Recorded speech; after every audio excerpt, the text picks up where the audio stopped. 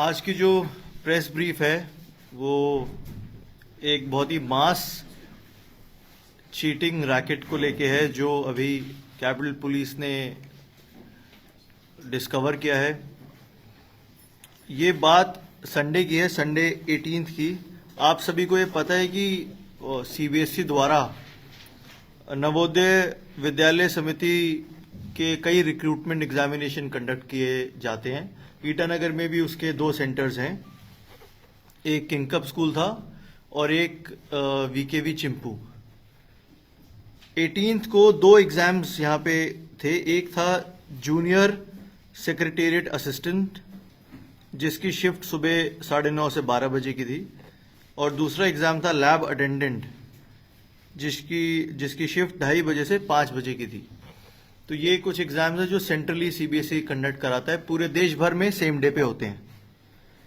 इसके तहत हमें सीबीएसई से एक लेटर भी आया था कि हमारे एग्जाम्स यहाँ पे हो रहे हैं, तो लॉ एंड ऑर्डर को मेंटेन करने के लिए आप अपना डिप्लॉयमेंट रखिएगा। हमने अपना डिप्लॉयमेंट भी एज पर रिक्वेस्ट वहां दे रखा था।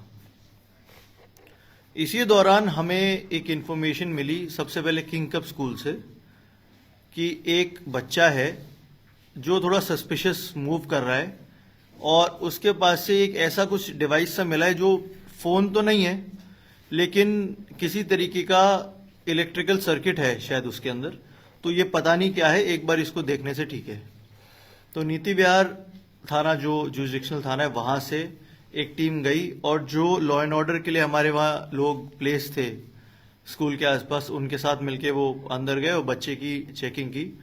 तो वो डिवाइसेस जो है वो भी हम आपको दिखाएंगे, एक डेमो भी विल ट्राई टू गिव कि वो कैसे वर्क करते हैं। बहुत छोटा सा एक डिवाइस था उसके पास, वो उससे मिला, और उससे भी छोटा एक ईयर पीस उसके कान के अंदर वाइल उसकी हम चेकिंग कर रहे थे तब मिला। फिर उससे फर्दर इंटेरोगेशन किया गया और ये पता चला कि वो और उसके साथ कुछ लोग हैं जो जींद हरियाणा से आए हुए हैं और उस सेंटर में वो लोग एग्जाम दे रहे हैं। उन सबको राउंड अप किया गया, इंटेरोगेट किया गया। उनसे पता चला कि एक और सेंटर है वीकेवी चिंपू का जहां इनके कुछ साथी प्रेजेंट हैं। तो चिंपू से एक टीम वहां पे पहुंची और सिमिलर कार्रवाई हमने वहां पे की। स्कूल अथॉरिटीज को बताया कि आप एग्जाम थोड़ा सा बीच में रोकिए, हमें चेकिंग फ्रिस्किंग करना है एक एक आदमी का। फिर उनसे कुछ बच्चे हमें मिले जिनके पास डिवाइसेस थे। उसके बाद फर्दर हम इसमें डीप गए इन्वेस्टिगेशन में, तो पता चला कि इससे पहले जो शिफ्ट थी एग्जामिनेशन की, जो जूनियर सेक्रेटेरिएट असिस्टेंट वाली जो शिफ्ट थी, उसमें भी कुछ बच्चे थे जो इन्वॉल्व थे। वो कैसे हमें पता चला, क्योंकि ये जो बच्चे लैब अटेंडेंट का एग्जाम दे रहे थे, इनको इंटरोगेट करते हुए पता चला कि डिवाइसेस जो हैं इनको फर्स्ट शिफ्ट वाले जिनका एग्जाम हो चुके हैं, जब उनका एग्जाम हो गया तो उन्होंने अपने डिवाइसेस ही इनको दिए थे। तो ये करते हुए हमें पता चला कि और भी ऐसे बच्चे हैं। तो वो लोग यहाँ से एस्केप कर रहे थे वाया होलंगी, वो जा रहे थे, उनके पास एक टेम्पो ट्रैवलर भी था। फिर हमने उसको इंटरसेप्ट किया, वो ट्रैवलर रोका बीच रास्ते में, वहां से बच्चों को लेके आए।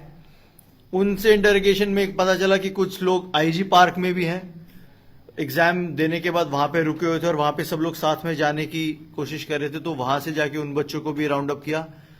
2 होटल्स भी पता चला जहां रुके थे। एज सच करके टोटल हमने मोर देन 50 स्टूडेंट्स को राउंड अप किया। राउंड अप करने के बाद ऑलमोस्ट 29 डिवाइसेस हमें रिकवर हुए हैं विद एसोसिएटेड ईयर पीसेस। और बड़ा ही इंटरेस्टिंग सा एक मोडस ऑपरेंडी हमारे सामने आया। तो मोडस ऑपरेंडी ये है कि जो एग्जामिनेशन का एडवर्टाइजमेंट था वो 2024 में निकला था, 1 साल पहले। तभी से ये जो बच्चे हैं जींद हरियाणा के रहने वाले और कुछ इनके मिडलमैन हैं जो जिन्होंने इनको ऐसे लोगों से टच में लेके आए जो लोग ये क्लेम करते थे कि हम कोई भी एग्जाम हो वो पेपर निकलवा लेते हैं पहले से और हम आपको रिमोटली उनके आंसर्स बताएंगे।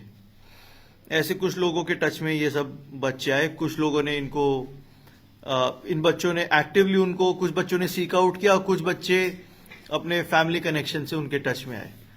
तो उन्होंने ये बताया, 1 साल पहले जब एडवर्टाइजमेंट निकला तो वो जो लोग हैं जो हरियाणा बेस्ड हैं जो इस रैकेट को चला रहे हैं, एक हमारी टीम यहाँ से निकल चुकी है उनको अप्रहेंड करने के लिए. We are in close coordination with Haryana police also, and SP Jind से मेरी पर्सनल बात हो रही है.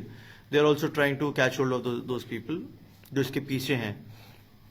बट मोडस ऑपरेंडी ऐसे है कि वो पेपर शायद पहले निकलवा लेते होंगे या लीक करा देते होंगे. We are not very sure of that as of now. But उन्होंने ये बोला इन बच्चों को कि आप remote areas of the country में ही अपने अपने सेंटर्स भरें. जैसे इनको दिया गया था, इनको बोला गया आप दीमापुर एक सेंटर भरें, आप सिक्किम में कोई सेंटर भरें, और आप ईटानगर अरुणाचल में एक सेंटर भरें.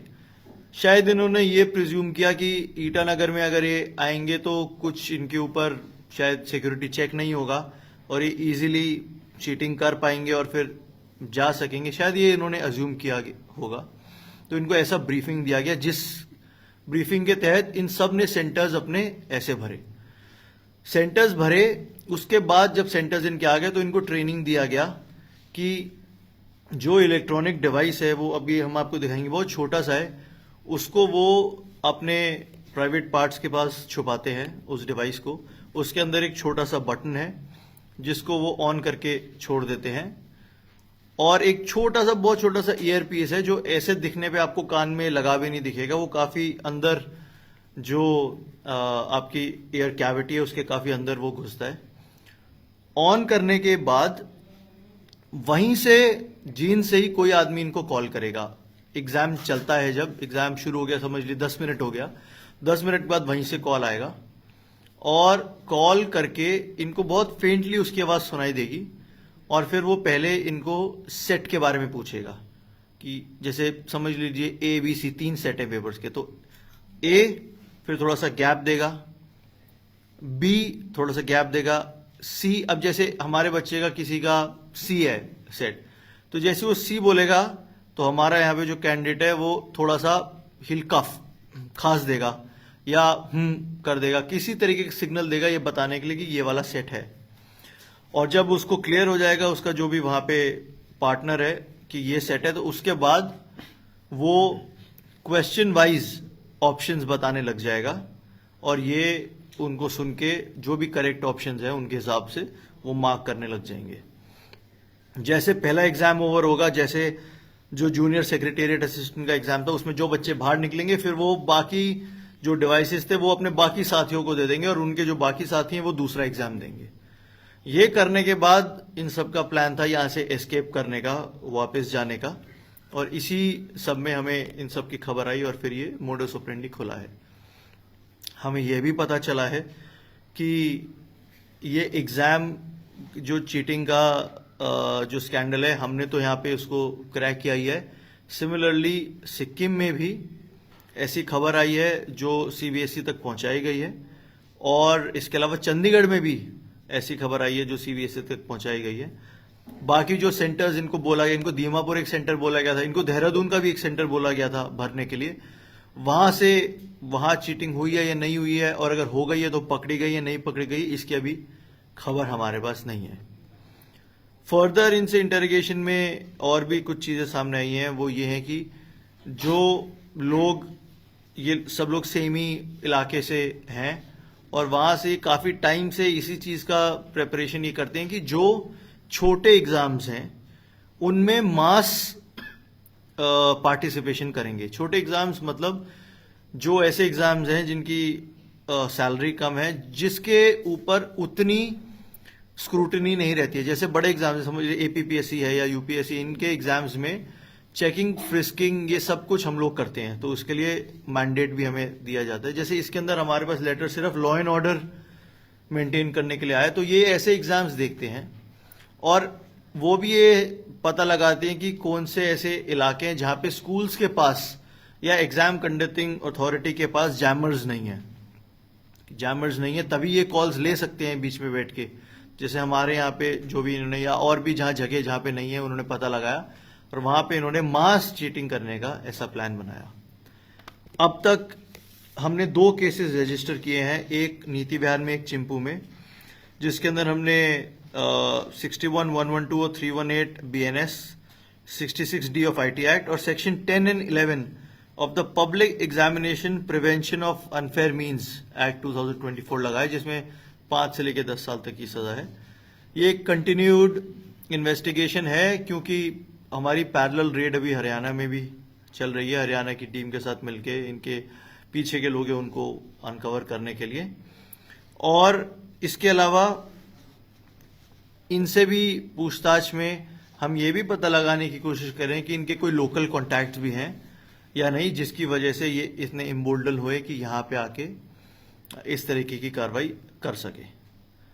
सो as of now 53 people on record have been arrested, और अभी हमारे पास वो पुलिस कस्टडी में है, अभी हमारे रिमांड पे हैं और उनसे फर्दर इंटरोगेशन चल रहा है।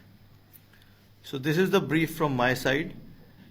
Before taking the questions, I would like one of my officers to give a small demo of how this system works. Nishant sir, मैं जो आपको अभी बताने जा रहा हूँ,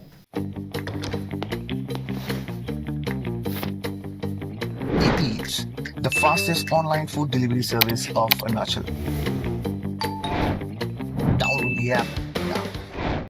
ये जो उस दिन जो NBS का एग्जाम में जो डिवाइस हम लोगों ने पकड़ा है, इसका बेसिकली 3 पार्ट है।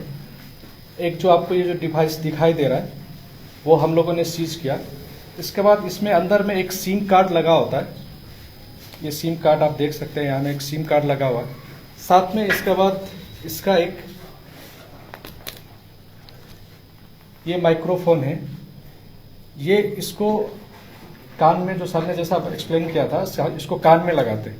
अभी हम आपको डिस्प्ले करके दिखाएंगे। इसमें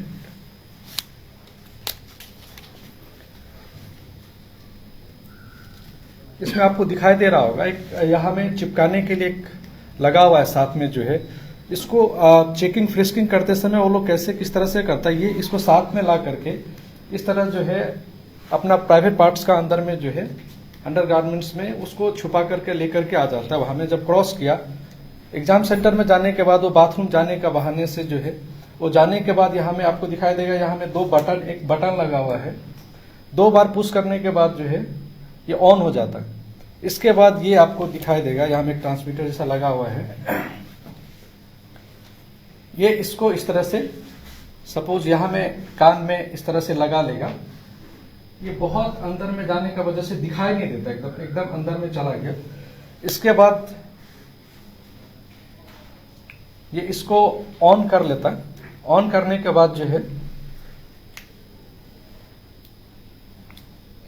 ये सब दिखाई दे रहा होगा, लाइट जल गया। इसके बाद क्या करता है, इसका चूंकि फ्रीक्वेंसी बहुत कम है, कम दूर में पकड़ता है, तो इसका वजह से वो क्या करेगा, या तो पॉकेट में चिपका लेगा, यानी तो आपको ये चिपकाने का जो ये है इसको कॉलर में है इस तरह से, ये कॉलर में इस तरह से पेस्ट करके चिपका करके रखेगा। इसके बाद क्या होगा, ये जो सिम कार्ड का नंबर वो ऑलरेडी जो उसका हैंडलर है उसको बता करके आता है। तो 5-10 मिनट का अंदर में जो ही एग्जाम टाइम शुरू हुआ, अगर सपोज 2 बजे है तो 2:10 में या 2:15 में कॉल आएगा उसको। कॉल करने के बाद जैसे सपोज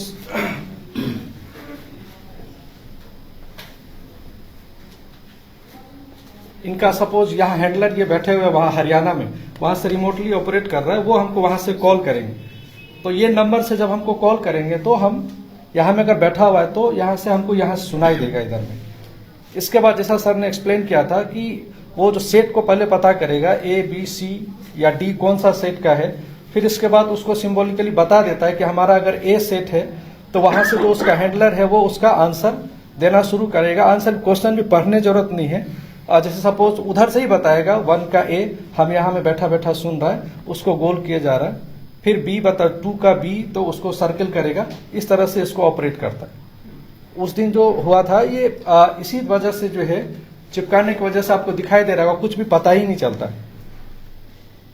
और यहाँ में जब जाकर के मेटल डिटेक्टर से या जब मालूम हो गया, जब जाकर के पूरा चेक किया तो इसके बाद जो है हम लोगों ने उसको सीज किया था।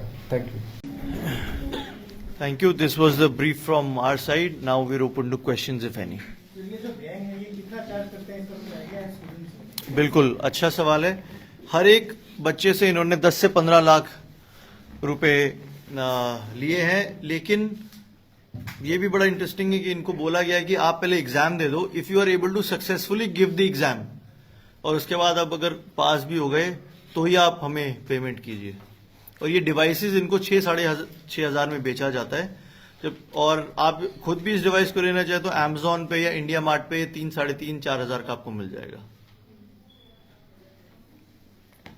ये तो ये इस एग्जाम पर्टिकुलर हो गया जी, और कोई एग्जाम में इनका ऐसा इन्वॉल्वमेंट पता चला गया? ये they came for this exam itself, Sunday को जो एग्जाम था उसी के लिए आए थे, तो अभी तक इसी के बारे में हमें पता चला है। नॉट राइट नाउ, अभी तक कोई हमारे रडार पे ऐसा नहीं आया, बट अभी सस्टेन्ड इंटरोगेशन इनसे चल रहा है। हमारे यहाँ जो हुआ है ma'am, that is gene based, और जो इनके जो सो कॉल्ड हैंडलर्स हैं वो भी जीन बेस्ड ही हैं। सिक्किम में जो हुआ है उसके particulars I am not aware of it कि वो यूपी से हैं या हरियाणा से हैं, बट इट्स पॉसिबल कि ये जो आइडिएशन है ये आज का नहीं है। हमने देखा है पहले भी, आज से कुछ साल पहले in the northern part of the country में भी कुछ ऐसे एग्जाम्स हुए थे जिसके अंदर सिमिलर डिवाइसेस पाए गए थे। सो प्रॉब्ली आइडिएशन न्यू नहीं है, हमारे लिए नया इसलिए क्योंकि they have tried to expand their reach to Itanagar also, thinking that probably we are lax about security here.